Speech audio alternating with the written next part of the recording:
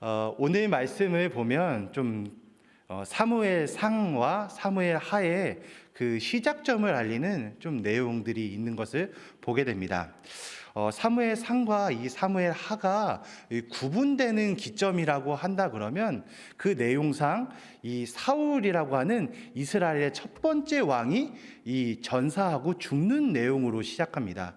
즉 다시 말해서 이 사울의 죽음을 두고 이 사무엘 상과 이 사무엘 하가 구분되어 있다라는 것입니다. 사울이 죽었으니 이제 이 이스라엘이라고 하는 나라는 왕이 없는 상태로 지금 계속 국정이 운영되고 있습니다. 사울이 후계자를 어떤 사람으로 특별히 지명하지 않은 상태에서 이 전쟁에서 죽었으니 지금 굉장히 나라가 혼란스러운 상황이다라는 겁니다. 그렇다 보니 전쟁터에서 전사한 이 사울의 집안과 그 후손들 중에 다음 왕으로 좀 추대해서 뽑아야 된다라고 하는 이 관례적인 이야기가 심심치 않게 들려오게 됩니다. 이것은 사람의 관습으로 보면 자연스럽게 나올 만한 아주 핵심적인 이야기입니다. 그런데 이 말은 분명히 사람의 생각이 담겨져 있습니다. 지극히 당연하고 자연스러운 관습이라고 할지라도 그 생각이라고 할지라도 하나님이 한번 걸으신다면 이 사람의 관습과 생각은 연기처럼 사라져 버릴 수도 있습니다. 즉 오늘 말씀에서 보면 이 하나님께서는 사울의 집안에서 이 사울의 다음 왕의 후계자가 나올 것이 아니라 오히려 이 다윗을 왕으로 등극시킨다라는 것을 하나님께서는 먼저 우리에게 말씀해 주셨다라는 것입니다.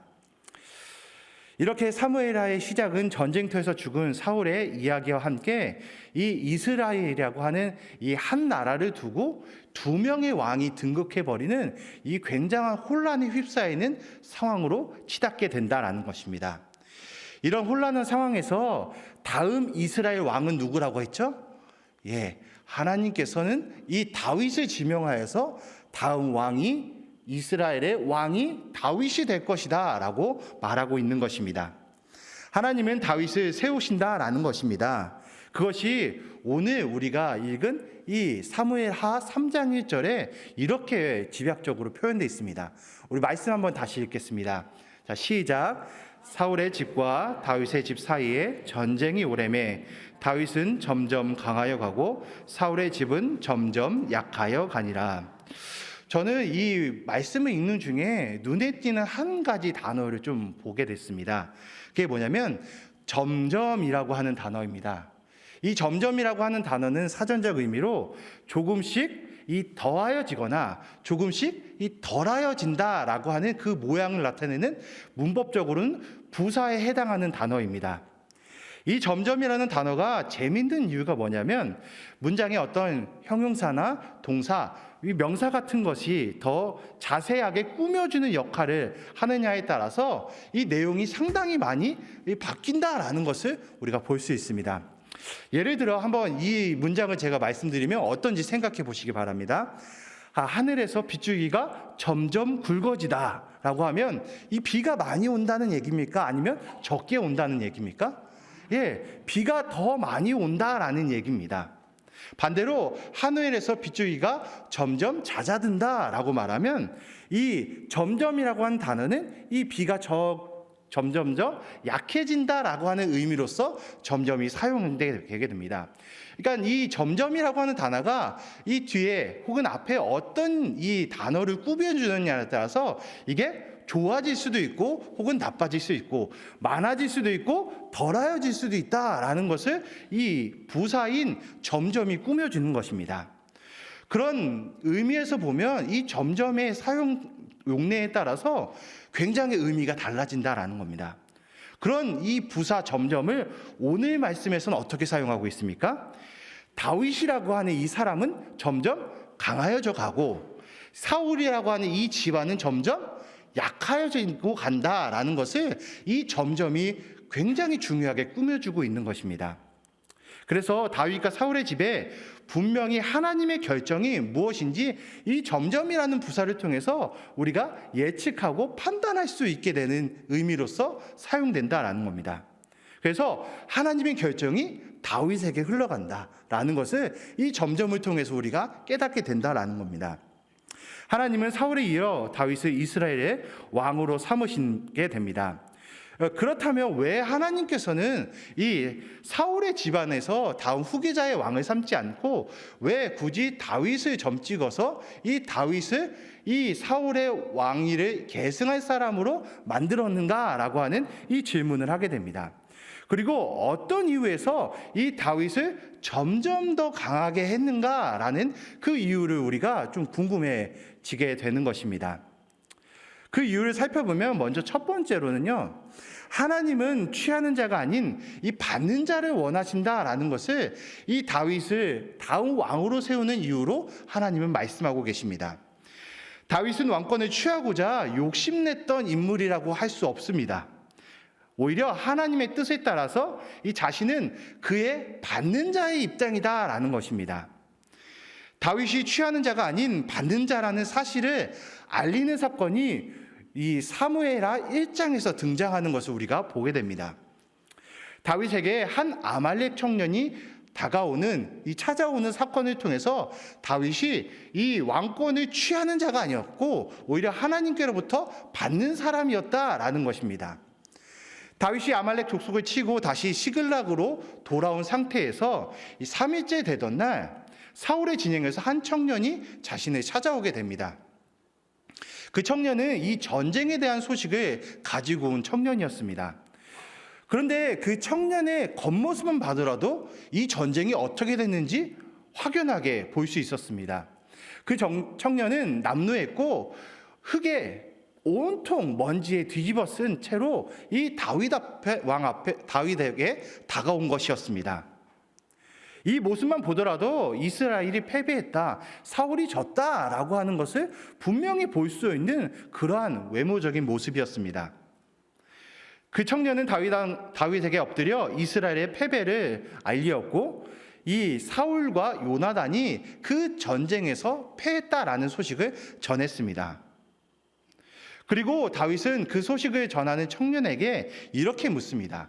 사무엘하 1장 5절에 사울과 그의 아들 요나단도 죽은 줄을 너가 어떻게 아느냐라고 이렇게 질문한 것입니다. 그에 대한 대답은 우연히 길보아 산에 올라가 보니 사울이 이 치명적인 상처를 입고 거기서 살뚱말뚱하는 모습을 보였다라는 것입니다. 그래서 결국 사울은 자신의 죽음을 택하게 되었고 그 다가온 청년에게 나를 좀 대신해서 죽여달라라고 할 정도로 심각한 부상을 입은 상태였다라는 것입니다.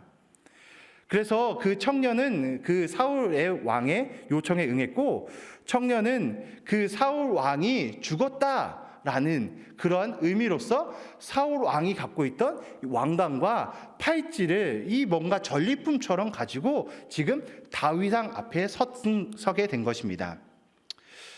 이 청년의 말에 의해서 이유가 어떻든 지금 사울 왕을 죽인 게 누가 됐습니까? 지금 내 앞에 있는 이 청년이 되었다라는 겁니다. 이 청년이 사울 왕을 죽이고 그 왕이 죽었다라는 표시로 왕관과 이 팔찌를 갖고 왔기 때문에 그렇습니다. 그런데 이 청년이 가지고 온 이 왕관과 팔찌가 어떤 의미로 작용하게 됩니까? 왜 하필 이 청년은 이 왕관과 팔찌를 다윗에게 앞에 갖고 와서 이것을 보이면서 사울이 죽였다라는 그 의미로 말을 하고 있는 것입니까? 이 숨은 의도가 보이지 않습니까? 이 청년은 이 사울왕 다음으로 왕이 될 사람이 다윗이다라고 생각한 것입니다. 그래서 왕을 상징하는, 왕권을 상징하는 이 왕관과 팔찌를 가지고 와서 다윗왕에게 보여드리고 이 다윗왕이 그것을 취해서 다음 왕으로 등극하길 원하는 그러한 모습을 자신이 계산하고 이 다윗 앞에 찾아오게 된 것이었다라는 것입니다. 그래서 결국 자신은 그런 왕관과 팔찌를 가져왔다는 이유로 다윗이 왕이 되면 결국 자신이 이러한 일에서 뭔가 포상을 받고 뭔가 좋은 일을 앞으로 겪게 될 것이다 라는 그 예상을 안고 다가오게 된 것입니다. 다윗은 그러한 의도를 잘 알았습니다. 그리고 이 의도뿐만이 아니라 이때 내가 하나님 앞에서 무엇을 해야 되는지 더 잘한 사람이 이 다윗입니다. 그래서 다윗은 이 청년이 다가왔을 때 그 말을 다 듣고 그 다음 어떤 행동을 취했느냐가 다윗이 이러한 의도와 하나님께서 무엇을 원하는지 정말 잘 알았다는 것을 우리가 볼 수 있습니다. 사무엘하 1장 11절에서 12절에 보면 이 다윗이 어떤 행동을 취하는지 이렇게 말합니다. 이에 다윗이 자기 옷을 잡아 찢음에 함께 있는 모든 사람도 그리하고 사울과 그의 아들 요나단과 여호와의 백성과 이스라엘 족속이 칼의 죽음으로 말미암아 저녁 때까지 슬퍼하여 울며 금식하니라. 지금 다윗은 어떤 행동을 하고 있습니까? 왕관을 바로 취해서 이제 내가 이 이스라엘의 왕이 됐다라는 것을 말하고 있습니까? 그렇지 않습니다. 지금 다윗은 이 사울이 죽었다라는, 그리고 요나단도 함께 그 싸움에서 전사했다는 소식을 듣고 오히려 추모하고 이 장례를 치러야 된다라는 상황으로 자신이 뭔가 정결하게 하고 슬픔을 위로하는 이러한 시간을 갖는다라는 것입니다. 만약 이 다윗이 자신이 왕권을 취해야겠다라고 먼저 생각했다면 그 왕관을 받았을 때, 그 팔찌를 받았을 때 뭐부터 해야 됩니까? 대관식을 열어서 내가 이제 사울이 죽었으니 왕이다라고 하는 그러한 잔치와 그런 예식을 벌여야 했을 것입니다. 취하고 싶었다면 당장에 그 자리를 내가 만들어내야 된다라고 하는 생각을 다윗이 했어야 된다라는 겁니다. 그런데 다윗은 그렇게 먼저 하지 않았습니다. 오히려 사울 왕의 죽음을 두고 이 요나단이라고 하는 사람의 죽음을 두고 추모하는 이런 슬픔에 잠긴 시간들을 먼저 보내고 있었다라는 겁니다. 그리고 이어서 사무엘하 1장의 뒷부분은 조가를 부르는 이 다윗의 모습을 우리가 보게 된다라는 것입니다. 성도님들, 이것을 보면 바로 이 왕이 된다라는 것이 무엇인지 우리가 다시 한번 생각해 볼 수 있습니다. 왕이 왕관과 팔찌만 찬다고 해서 왕이 된다라는 것입니까? 앞에 왕이 가지고 있던 물건 몇 개로 왕권을 탈취할 수 있냐라는 겁니다. 왕권을 계승하는 중요한 이 상황은 바로 정당한 절차와 합법적인 과정이 필요합니다. 또한 왕이라고 하는 자리가 백성들이 함께 호응해주고 백성들의 중요한 지지가 있어야 되는 자리 아니겠습니까? 그러한 지지와 절차와 정당한 방법 없이 그저 팔찌와 이 왕관만 받아서 대관식만 한다고 해서 왕이 되는 것이 아니다라는 것입니다. 그리고 이스라엘이라고 하는 나라에 더 중요한 한 가지가 있다면 무엇입니까? 바로 하나님께서 이 왕을 인정해 주냐 그렇지 않느냐가 더 중요한 나라가 이스라엘 아니겠습니까? 하나님을 제쳐두고 이 왕의 왕관과 이 탈취물을 가지고 그저 왕이 된다라는 건 상상도 할 수 없는 일이다라는 겁니다. 바로 그 점을 이 다윗이 알았다라는 겁니다. 다윗은 그 점을 놓치지 않고 먼저 이 일에 대해서 자신이 먼저 해야 될 일을 분명히 알고 깨달은 사람이었다라는 겁니다. 그리고 이 다윗은 그 다음으로 이 청년에게 다시 한번 묻게 되는 것입니다. 아말렉 청년이 다가왔을 때 그 사람이 너는 어디 사람인지라고 묻게 됩니다. 그러자 그 청년은 나는 아말렉 사람으로 외국인의 아들이다라고 말하고 있습니다. 그리고 곧 이어서 그 말을 듣자마자 다윗은 그 아말렉 청년을 심판하게 됩니다. 그 내용이 사무엘하 1장 14절에서 15절에서 이렇게 기록합니다. 다윗이 그에게 이르되 내가 어찌하여 손을 들어 여호와의 기름 부음 받은 자 죽이기를 두려워하지 아니하였느냐 하고 다윗이 청년 중 한 사람을 불러 이르되 가까이 가서 그를 죽이라 하매 그가 침에 곧 죽으니라. 주님의 이름으로 사랑하는 성도님들, 이 왕은 취하는 것이 아닌 받는 것입니다. 특히 하나님의 뜻을 따라 살고자 하는 그 나라와 백성들은 더더욱 하나님의 뜻을 받들어서 나아가는 것이 상당히 중요합니다. 만약 다윗이 이 사울이 갖고 있는 왕위를 탈취하고자 했다면, 자신이 그것을 취하고자 하는 마음이 있었다면 이미 사무엘상 24장에 나온 대로 엔게디 광야 그 들염소 바위에서 사울이 자고 있을 때 죽였어야 되는 것입니다. 그 절호의 찬스가 2번이나 이미도 있었는데도 불구하고 이 다윗은 사울을 먼저 자신이 죽이지 않았습니다. 왜냐하면 다윗은 기름 부음 받은 왕의 생명을 이 하나님께서 죽이는 것을 금하고 있다라는 것을 누구보다 철저히 아는 사람이기 때문에 그렇습니다. 그래서 사무엘상 24장 6절과 사무엘하 1장 16절을 통해서 다윗이 기름 부음 받은 자의 생명에 대해서 자신은 함부로 할 수 없다. 그리고 그에 대해서 함부로 한 자는 이 생명이 떠나가야 된다라는 것을 분명하게 대조해서 보여줍니다. 먼저 사무엘상 24장 6절에 자신은 왜 죽이지 않았는지에 대해서 다시 한번 이렇게 말합니다. 자기 사람들에게 이르되 내가 손을 들어 여호와의 기름 부음 받은 내 주를 치는 것은 여호와께서 금하시는 것이니 그는 여호와의 기름 부음 받은 자가 됨이니라 라고 말합니다. 그리고 기름 부음 받은 자인 이 사울 왕을 죽인 아말리 청년이 왜 죽었는지에 대해서 이 사무엘하 1장 16절에 다윗이 그에게 이르기를 내 피가 내 머리로 돌아갈지어다 내 입이 내게 대하여 증언하기를 내가 여호와의 기름 부음 받은 자를 죽였노라 함이니라 라고 말합니다. 결국 이 하나님께서 택하신 기름 부음 받은 이 왕을 함부로 생명을 빼앗는 것은 절대 해서는 안 되는 하나님의 중요한 일이다라는 것을 다윗은 알았습니다. 그리고 자신은 어떠한 저러한 찬스가 있어서 사울 왕을 죽일 수 있음에도 불구하고 그것을 행하지 않았고 결국 이 아말렉 청년이 그 손에 피를 묻혀 이 사울 왕을 죽였을 때 기름 부음 받은 자를 함부로 죽인 자에 대해서 이 사울 왕이 직접적으로 벌을 하고 있다라는 것입니다. 왜 그렇습니까? 다윗이 하나님 앞에 그 중심으로 무엇을 해야 되고 무엇을 하지 말아야 되는지 분명히 알고 있었기 때문에 그렇습니다. 사랑하는 성도님들, 우리는 하나님 앞에 어떤 사람이길 원하십니까? 내가 갖고 싶은 것 많고 또 내가 취하고 싶은 것이 참 많습니다. 그리고 절호의 찬스가 왔을 때, 그 기회가 왔을 때 잡지 않으면 기회를 놓치게 된다면 세상은 손가락질하고 어리석은 사람이라고 말할 것이 분명하고 자명합니다.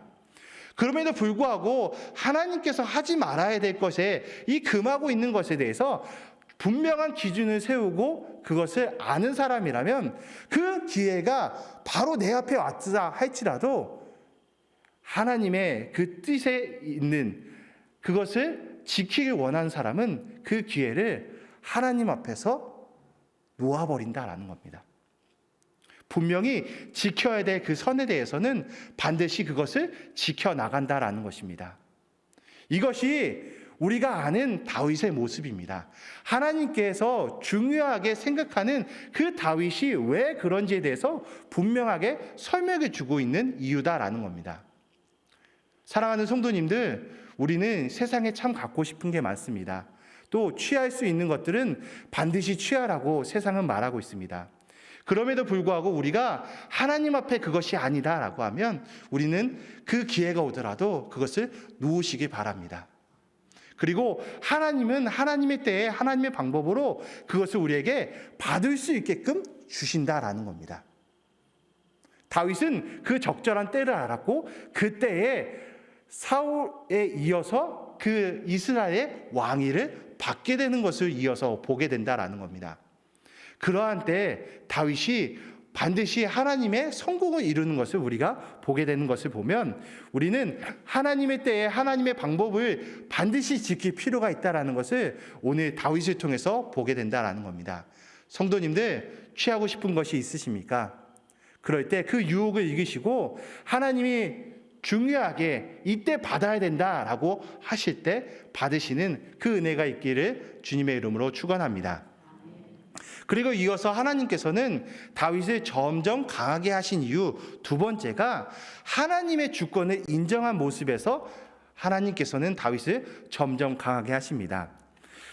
아브넬을 구심점으로 한 사울의 세력은 사울의 아들 이스보셋을 다음 왕으로 삼기 원하고 이스보셋을 왕으로 세웁니다. 사울이 후계자를 지명하지 않은 상황에서 죽었으니 사울의 집안은 이 사울의 왕권을 이어가기 위해서 이 이스보셋이라고 하는 이 사울의 왕을 왕으로 세웠다라는 것입니다. 반면 다윗은 헤브론에서 그의 혈육이었던 유다 족속을 중심으로 왕으로 추대됩니다. 그래서 이제 북쪽으로는 이 이스보셋을 왕으로 한 왕권이 생기고, 이 남쪽으로는 다윗의 이 유다의 사람들을 통해서 이 다윗의 왕권이 세워지게 된다라는 것입니다. 이렇게 한 나라에 두 왕이 세워지게 된 것입니다. 그런데 이 한 나라에 두 왕이 세워진 과정들을 보게 되면 이 북쪽에 있는 사울의 집안의 왕권은 사울 집안에 흐르는 하나님의 주권을 인정하지 않는 태도가 굉장히 강하게 흐르는 것을 우리가 보게 됩니다. 쉽게 말하면 사울의 불순종이 사울의 집안의 이 불순종으로 이어진다라는 말입니다. 먼저 사울이 하나님 앞에 불순종한 건 우리는 참 잘 알고 있습니다. 첫 번째로 사무엘상 13장에 보면 사울은 이 스스로 번제를 드렸던 일이 있었습니다. 사울은 블레셋과의 전쟁을 앞두고 사무엘이 와서 제사를 드릴 때까지 기다려야 했습니다. 그러나 사무엘이 약속된 시간에 도착하지 못하자 사울은 스스로 번제를 드렸다라는 것이 말씀에 기록되어 있습니다. 이것이 무엇이냐면 하나님의 명령이 분명히도 있음에도 불구하고 기다리지 않고 자기 마음대로 제사를 드렸다라는 의미입니다. 이것이 첫 번째 사울의 불순종이었습니다. 그리고 두 번째로 사울이 하나님 앞에 불순종한 모습이 바로 이어지게 되는데 아말렉을 진멸하라고 하는 이 명령을 어긴 것입니다. 사무엘상 15장 9절에 보면 이 아말렉과의 전쟁에서 하나님은 완전히 진멸해야 된다라고 말씀하셨습니다. 근데 이때 이 사울 왕은 아말렉 왕 아각을 살려두고 좋은 소와 좋은 양을 남겨두었습니다. 사무엘 선지자가 왜 그렇게 했냐라고 따지고 묻자 이 사울은 자신이 잘못한 것이 아니라 도리어 하나님께 제사를 드리기 위해서 이러한 탈취물들을 남겨놨다라고 변명까지 한 것입니다. 이에 사무엘에는 유명한 한 말씀을 남깁니다. 사무엘상 1장 22절에 순종이 제사보다 낫고 듣는 것이 순양의 기름보다 나으니라고 말하게 되는 것입니다. 하나님 앞에 불순종하는 이 모습이 아무리 좋은 것을 남겨놓다 하더라도 그것은 하나님 앞에 죄악된 것이라고 사무엘이 분명히 말하고 있는 것입니다. 결국 사울은 하나님의 명령을 따르지 않는 것을 계속 반복하는 죄를 저지르게 됩니다. 그래서 하나님이 이 사울을 왕으로 세운 것을 후회하시고 결국 이 사울이 왕권을 잃게 되는 일로 이어지게 되는 것입니다. 하지만 그럼에도 사울 왕은 왕권을 한동안 지속하게 됩니다. 이것이 사무엘하 1장까지 계속 이어지게 된다라는 겁니다. 그 사이에 하나님은 이 사울 왕을 버리고 이제 다윗을 그 다음 왕으로 준비시키게 됩니다. 이때부터 이 사울의 집과 다윗의 집에 갈등이 시작됩니다. 그래서 사울이 하나님께서 버리시고 다윗이 이 사무엘에 의해서 기름 부음 받음을 몰래 받았을 때 이 사울의 집과 다윗의 집이 계속 충돌하는 일이 벌어진다라는 것입니다. 불순종이 낳은 큰 불행의 시작이자 하나님께서 선택하시고 계획하는 시작이 이 두 집안의 갈등에서 시작된다라는 것입니다. 그리고 사울은 불순종뿐만이 아니라 사울의 죽음 이후로 사울의 집이라는 표현되는 그 말 속에서 사울의 잔존 세력이 계속 하나님의 그 뜻을 어기고 하나님께서 원하시지 않는 방향으로 나아가는 것을 성경은 계속 이어서 말하고 있는 것입니다. 바로 그 중심에 되는 인물이 아브넬이라고 하는 인물입니다. 이 아브넬은 사울 왕의 사촌이다 이 이스보셋의 당숙 어른입니다. 이 아브넬은 계속해서 이 사울의 집안이 왕권을 유지하기 원하는 것을 이어가기 위해서 다윗이 다음 왕으로 하나님께서 원하시는 것을 알매도 불구하고 계속 이 왕권을 어떻게든 잡고자 그 북쪽에서 세력을 만들어서 이 이스보셋을 왕으로 삼는다라는 것입니다. 결국 이스보셋은 이 아브넬의 꼭두각시가 되어서 그 북쪽에서 이러한 어려움의 상황들을 계속 보게 되는 일이 벌어진다라는 것입니다. 그래서 이 사울이 죽고 난 후 아브넬은 더욱더 부각되어 사울의 죽음 이후에 이스라엘의 한 나라의 두 왕을 등극하게 된 아주 결정적인 역할을 한 것이 아브넬이었다라는 것입니다. 이 아브넬을 통한 혼란스러웠던 상황을 오늘 사무엘하 2장 8절에서 11절은 이렇게 말합니다. 제가 쉬운 성경으로 이 말씀을 읽어보면 이렇습니다. 넬의 아들 아브넬은 사울의 군대 지휘관이었습니다. 아브넬은 사울의 아들 이스보셋을 마하나임으로 데리고 갔습니다. 아브넬은 그곳에서 이스보셋을 길르앗과 아술과 이스라엘과 에브라임과 베냐민과 온 이스라엘의 왕으로 세웠습니다. 사울의 아들 이스보셋이 이스라엘 왕이 되었을 때 그의 나이는 40살이었습니다. 이스보셋이 2년 동안 나라를 다스렸지만 유다 백성은 다윗을 따랐습니다. 다윗은 헤브론에서 7년 6개월 동안 왕으로 있었습니다. 결국 아브넬을 통해서 이스보셋이 꼭두같이 왕이 되었고, 이 이스보셋이 2년 동안 왕으로 세워지기 전 5년 동안을 아브넬이 먼저 이 이스라엘이라고 하는 곳에 이 중요한 세력을 잡아서 이 사울의 왕에 이어서 이 이스라엘을 다스리고자 하는 마음이 있었다라는 것을 보게 된다라는 것입니다. 결국 다윗은 온 유대 사람들에 의해서 왕으로 추대되었다면 이스보셋이 왕이 된 과정은 아브넬의 개인적인 결정이 컸고 사울 집안의 사사로운 일로서 이 왕으로 등극하게 된다라는 것입니다. 반면에 우리 다윗을 보면 사무엘상 16장부터 시작해서 이미 이때 사무엘에게 기름 부음 받은 다윗은 사무엘하 2장 4절에 가서 헤브론에서 유다 사람들의 기름 부음을 받아서 공식적인 왕으로서 유다를 다스리게 됩니다. 다윗이 이 헤브론에서 기름 부음 받을 때에도 다윗은 사울의 집과 비교되는 점이 있었습니다. 바로 그것은 여호와 하나님의 주권을 인정해서 하나님께 묻고 있다라는 점입니다. 아브넬을 통한 사울의 집안은 하나님의 뜻이건 뭐건 상관없고 자신의 세력을 이어가는 게 중점이 되었다면, 다윗은 이 유다 땅에서 헤브론에서 왕이 되었을 때 계속 하나님의 뜻을 묻고 가는 일을 벌였다라는 것입니다. 그런 말이 사무엘하 2장 1절에서 다윗은 여호와께 여쭈어 혹은 여호와께 아뢰되라고 하는 이러한 기도에 묻는 대답들을 통해서 하나님께서 자기에게 무엇을 원하는지, 또 앞으로 하나님께서 어떤 것을 바라시는지 다윗이 계속 확인하고 간다라는 것입니다. 이 두 점이 반드시 이 사울의 집과 비교되지 않습니까?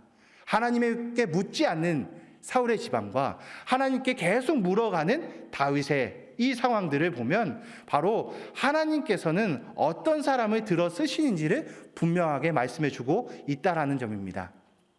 사랑하는 성도님들, 우리가 하나님의 뜻을 묻는 것이 필요하다면 다윗과 같은 모습이 필요할 것입니다. 내 것을 계속 그냥 내 마음대로 이어가자 한다면 하나님께 묻는 과정들은 필요 없을 것입니다. 그러나 반드시 하나님께 묻고 가야 되는 이 절차가 필요하다면, 또 신앙인의 그 모습 속에서 하나님께서 원하시는 것이 무엇인지 알아가려면 반드시 하나님께서 묻는 이 과정을 거쳐 나가야 된다는 것을 이 다윗을 통해서 우리가 보게 된다라는 것입니다. 그래서 앞서 사무엘을 통해 비밀리에 왕으로 기름 부어받았다면 다윗은 이제 대중 앞에서 왕으로 등극하여 헤브론에서 유다의 왕으로서 이 7년의 임기가 시작된다라는 것입니다. 그런데 여기서 보면 이 7년이라는 시간이 참 다윗에게 굉장히 중요한 시간입니다. 왜냐하면 지금 북쪽과 남쪽이 갈라져서 한 나라의 두 왕이 등극해 있는 상황에서 다윗이 이것을 갈등을 봉합해야지만 이 북쪽과 남쪽을 다시 한 나라로 연합하여서 그 왕으로서 대의를 이끌어갈 수 있고 그 나라를 온전히 하나님의 나라로 만들어갈 수 있기 때문에 그렇습니다. 그래서 7년이라는 시간 동안 다윗은 이 잔존에 있는 사울의 집과 혼란한 갈등을 봉합하여 이제 통일 이스라엘로 출발을 이어가는 굉장한 중요한 시점에 있다라는 것입니다. 그를 위해서 다윗은 하나님의 주권을 인정하며 이 백성들에게 중요한 세 가지의 핵심적인 이야기들을 펼쳐나가는 것을 보게 됩니다. 통일 이스라엘을 위해서 다윗이 첫 번째로 행한 일이 무엇이었냐면 길르앗 야베스 사람들을 축복한 일이었습니다. 북쪽에 잔재한 사울의 지방과의 갈등을 해결하기 위해서 이 다윗은 사울의 장례를 치른 길르앗 야베스 사람들에 대한 칭찬의 말로 먼저 그들을 다독인다라는 것입니다. 사울이 이스라엘 왕이 된 직후 그의 도움을 받아 위험에 몸했던 족속이 바로 길르앗 야베스 사람들이었습니다. 그래서 길르앗 야베스 사람들은 사울에 대한 굉장한 칭송하는 마음도 있었고 굉장히 호의적인 사람들이었습니다. 바로 그런 것들을 이용해서 이 아브넬이 이 길르앗 야베스 사람들을 잡은 것이었습니다. 그런 의미에서 보면 이 다윗이 이 길르앗 야베스 사람들의 마음을 얻지 못하면 북쪽에 있는 세력들의 마음을 얻지 못하게 되는 일이 펼쳐지게 될 것입니다. 그래서 전쟁에서 사울이 죽자 이 사울과 그의 아들의 시체를 가져다가 이 길르앗 야베스 사람들이 장례를 치렀다라는 이야기를 듣자 다윗은 급히 전령들을 보냅니다. 그래서 이 사울 왕의 장례를 치른 것에 대해서 길르앗 야베스 사람들이 굉장히 잘했다. 너희들이 그렇게 한 것이 굉장히 축복받을 일이다라는 것을 말하게 된다라는 것입니다. 그래서 사무엘하 2장 5절에 보면 다윗이 그 길르앗 야베스 사람들에게 이렇게 말한 것이 기록되어 있습니다. 다윗이 길르앗 야베스 사람들에게 전령들을 보내 그들에게 이르되 너희가 너희 주 사울에게 이처럼 은혜를 베풀어 그를 장사하였으니 여호와께 복을 받을지어다. 이 갈등을 봉합하고 관계를 개성하기 위해서는 말 한마디가 중요합니다. 다윗은 그것을 알고 길르앗 야베스 사람들에게 사울이 행한 장례를 하나님께서 당신들을 축복할 겁니다 라고 하는 이 축복의 말로 긴장을 굉장히 완화시킬 수 있는 그러한 역할을 하게 된다라는 것입니다. 그리고 두 번째로 다윗이 이 갈등을 봉합하고 통일 이스라엘을 위해서 말뿐만 아니라 배품으로 진심을 전하고 있는 것을 보게 됩니다. 이어서 사무엘하 2장 6절에 보면 너희가 이 일을 하였으니 이제 여호와께서 은혜와 진리로 너희에게 베푸시기를 원하고 나도 이 선한 일을 너희에게 갚으리라고 말합니다. 다윗은 이 길르앗 야베스 사람들에게 축복의 말에 이어서 이 사람들에게 너희가 행한 일을 내가 갚겠다라는 그 약속을 하게 된다라는 것입니다. 오히려 그들을 끌어안으려고 하는 그 노력의 모습을 진지하게 전하고 있다라는 것입니다. 그저 말 한마디의 축복으로 끝나지 않고 이 갚겠다라고 하는 약속을 함으로써 진심을 전하고 있다라는 것입니다. 마지막으로 통일 이스라엘을 위해서 다윗은 유다의 왕으로 추대받았다라는 것을 이 길르앗 야베스 사람들에게 확실히 전달합니다. 사무엘하 2장 7절에 이제 너희는 손을 강하게 하고 담대히 할지어다.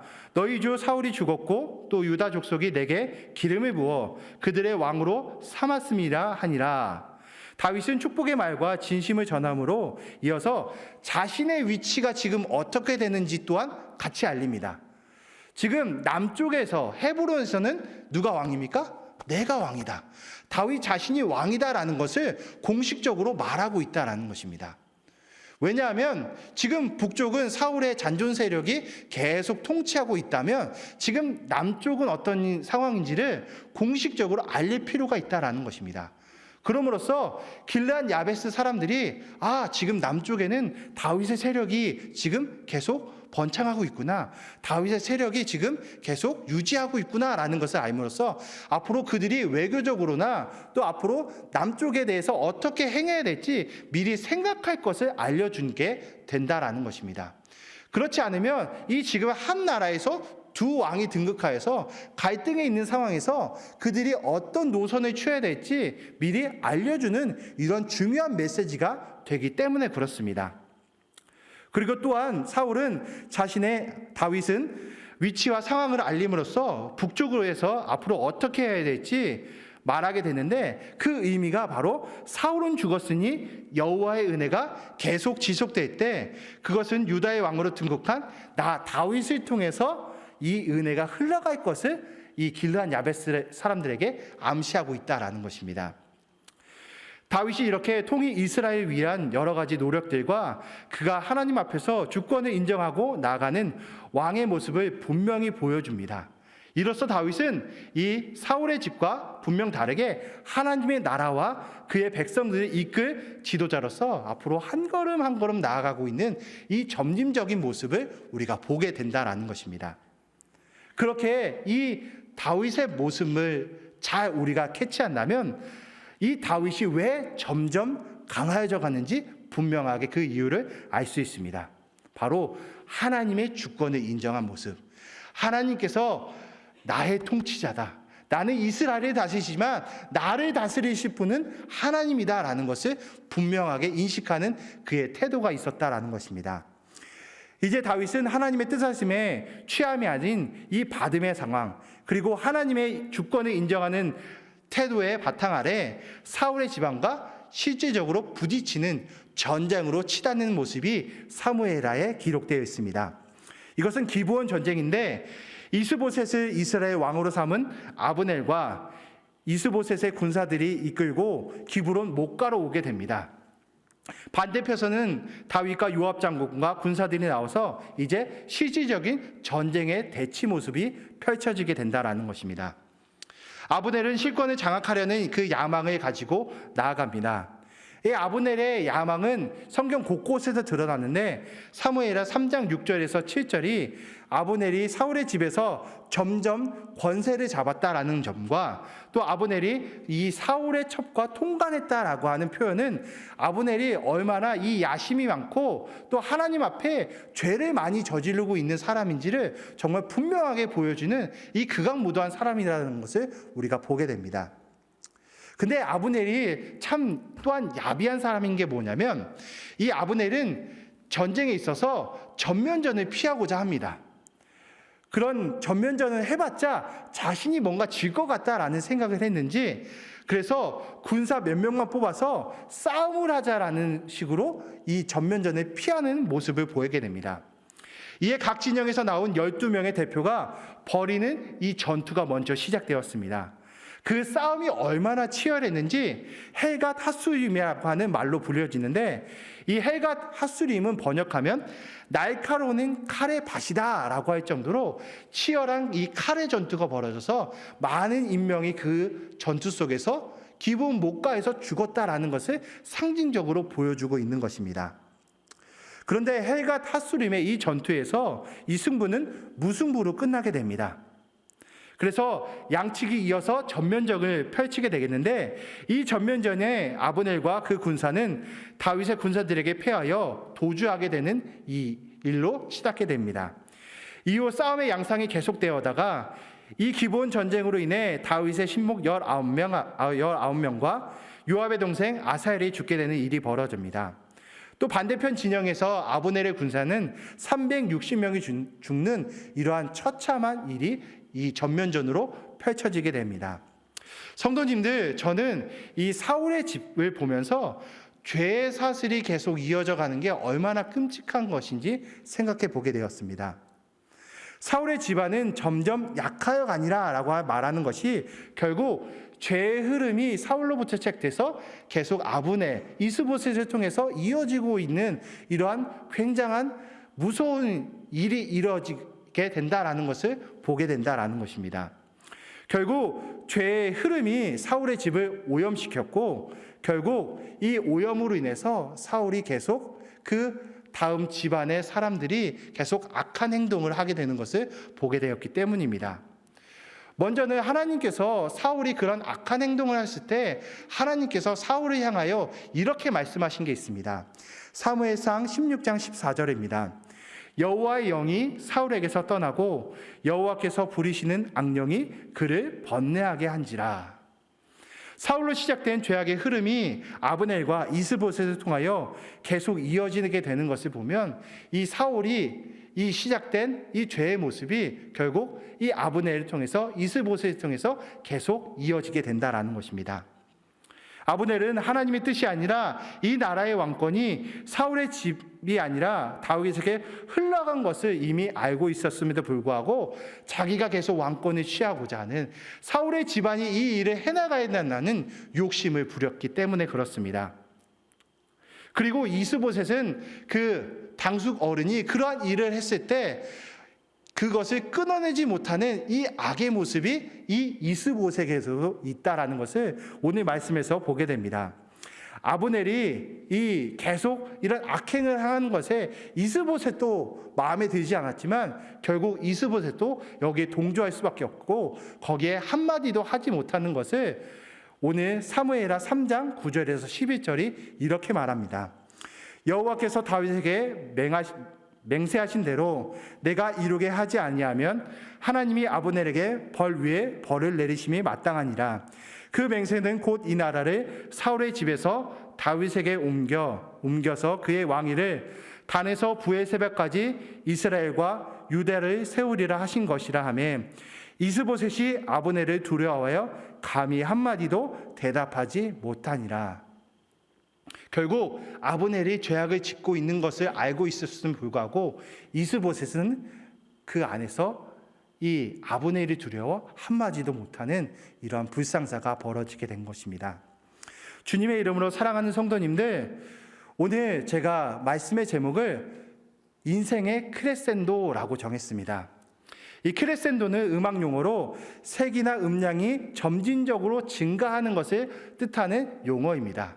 오늘 말씀에서도 점점 강하게진다라는 게 바로 이 크레센도가 말하는 이 특별한 의미입니다. 그래서 제가 별명처럼 인생의 크레센도라고 하는 이 제목을 지어봤습니다. 성도님들, 우리가 음악의 점점 세기가 커지는 것을 생각한다면 우리가 갖고 있는 영성과 우리가 하나님에 대한 이 발걸음을 이 크레센도처럼 옮겨야 된다는 것을 상징적으로 말하고 있는 것입니다. 사랑하는 성도님들, 우리도 다윗처럼 이 점점 강해지는 인생의 크레센도와 같은 영적인 흐름이 있길 바랍니다. 우리도 그렇게 점점 하나님 앞에 강해져 가서 이 하나님의 그 뜻을 이루어주고 하나님의 그 뜻을 제대로 받들어 나가는 멋진 인생이 되어야 될 것 아니겠습니까? 그래서 다윗이 하나님 앞에 순종하여 점점 강해져 갔던 것처럼 우리가 하나님 앞에 받는 인생, 하나님의 주권을 인정하며 그 믿음의 크레센도를 계속 이루어 나가는 저와 성도님들이 되어야 할 것입니다. 오늘 이 성탄절이 다가오는 이 계절에 우리가 점점 다윗처럼 강해지는 집안이 되길 원합니다. 우리의 믿음이 점점 크레센도 되길 원합니다. 그래서 믿음의 승리를 이루고 하나님의 그 뜻이 우리를 통해서 이루어지는 귀한 일이 이루어지길 주님의 이름으로 축원합니다.